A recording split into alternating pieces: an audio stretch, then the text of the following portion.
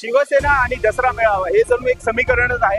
आज दसऱ्याच्या मुहूर्तावर आज शिवसेनेच्या वतीने जो दसरा मेळाव्याचं आयोजन करण्यात आलेलं आहे। शिवसेनेच्या वतीने हे मेळाव्याचं आयोजन गोरेगाव निस्को या ठिकाणी आपण आहोत आणि आपल्यासोबत मोठ्या प्रमाणात शिवसैनिक निघाले।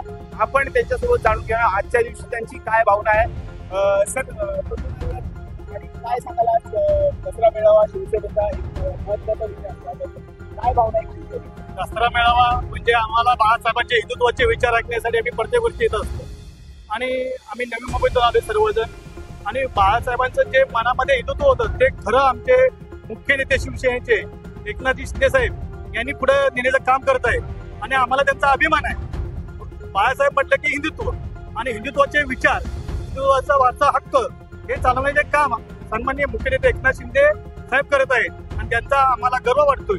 भविष्यात खरी शिवसेना कोणती तर हे सर्वसामान्य नागरिकांनी सिद्ध केले की धनुष्यबाण हा जो पूर्वी ध्यान ठेवला होता तो धनुष्यबाण सोडवायचं काम आणि खरी शिवसेना ही एकनाथ शिंदेच्या साहेबांच्या पाठीमागं उभी आहे हे आम्ही नवी मुंबईत ठामपणे सांगू शकतो। मोठ्या प्रमाणात पाऊस देखील आहे या ठिकाणी, तरी मोठ्या प्रमाणात शिवसैनिक आलेले आहेत। काय तुमची काय भावना आहे सर, काय सांगाल? नक्कीच किती पाऊस असला आणि किती वादळे असले शिवसेना कोणासाठी थांबत नसते।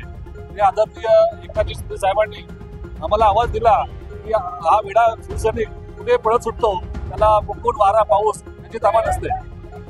येणाऱ्या काळामध्ये आता समजा आता सध्या महाराष्ट्रामध्ये दुष्काळ देखील आलेला आहे, या दुष्काळाबद्दल तुम्ही तुमच्या मुख्यमंत्र्यांना किंवा एकनाथ शिंदे साहेबांना काय आवाहन कराल? मदत शेतकऱ्याला झाली पाहिजे याबद्दल काय सांगाल? यापूर्वी आदरणीय एकनाथ शिंदे साहेब शेतकऱ्यांना मदत करत आलेले आहेत। जिथं जिथं दुष्काळ आला, जिथं जिथं आपत्ती आली तर एक पाऊल पुढे म्हणून साहेब आमचे तिथे उतरलेच आहेत। आता तुम्ही पाहिलं असाल ते मुंबई सोडून बाहेरच्या विभागाचे जे लोक अतिवृष्टी झालेले आहेत त्या शिवसेनेकडे साहेबांनी असेच आदेश दिलेले आहेत तुम्ही तिथल्या लोकांची काळजी घ्या, तुम्ही त्यांना मदत करा, तिकडे येऊ नका। हे साहेबांचं जे संवेदनशील जे मागणं आहे आणि हे लोकांना भावतं। दुसऱ्या ठिकाणी आता तिकडे दादरला देखील शिवाजी पार्कवर एक उद्धव ठाकरे यांचा मेळावा होतोय। या संपूर्ण प्रकारामध्ये तुम्ही त्या मेळाव्याकडे कसं पाहता? आम्ही त्या मेळाव्याकडे अशा पद्धतीने पाहतो की पाऊस असताना एकनाथ शिंदे साहेबांनी आम्हाला निवाराची सोय केली आणि आज तिथे पूर्ण पावसामध्ये लोक भिजत आहेत आणि लोकांना फक्त त्यांनी जो अन्याय केलाय तो अन्याय शिंदेसाहेबांनी केला नाही। आम्हाला इथं चिंताकारी शिंदेसाहेबांनी बसवलं, त्यामुळे शिंदेसाहेबांचे आभार आणि या दृष्टीकोन आम्ही या मेळाव्याकडे आम्ही अत्यंत पद्धतीने पाहतो।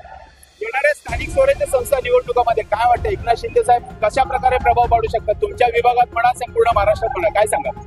महाराष्ट्राचा विचार केला तर आपण विधानसभेला सर्वांनी पाहिलेलंच आहे, कारण महाराष्ट्र एकनाथ शिंदे हे लाडक्या बहिणींचे लाडके भाऊ जरी असे मुख्यमंत्री नसले तरी उपमुख्यमंत्री कार्य करेल आणि एक कॉमन मॅन म्हणून एक डेडिकेटेड कॉमन मॅन म्हणून काम करत आहे आणि एक स्थानिक स्वराज्य संस्था ह्या सर्वसामान्य नागरिकातून एक कार्यकर्ता उभा राहतो आणि त्यांच्या मागे एकनाथ शिंदे साहेब सुद्धा चांगली ताकद लावतील। आम्हाला खात्री आहे की बाळासाहेबांच्या विचाराचा शिवसैनिक या स्थानिक स्वराज्य संस्थेमध्ये एकनाथ शिंदे साहेबांना भरघोस मताने नक्कीच निवडून देईल।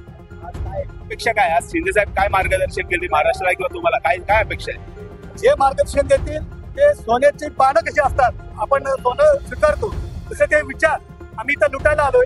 जे आव्हान करतील, जे आम्हाला विचार देतील ते घेऊन आम्ही आमच्या नवी मुंबईमध्ये जाऊ आणि तिथे आम्ही नागरिकांना आमच्या कार्यकर्त्यांना सर्वांना सांगू।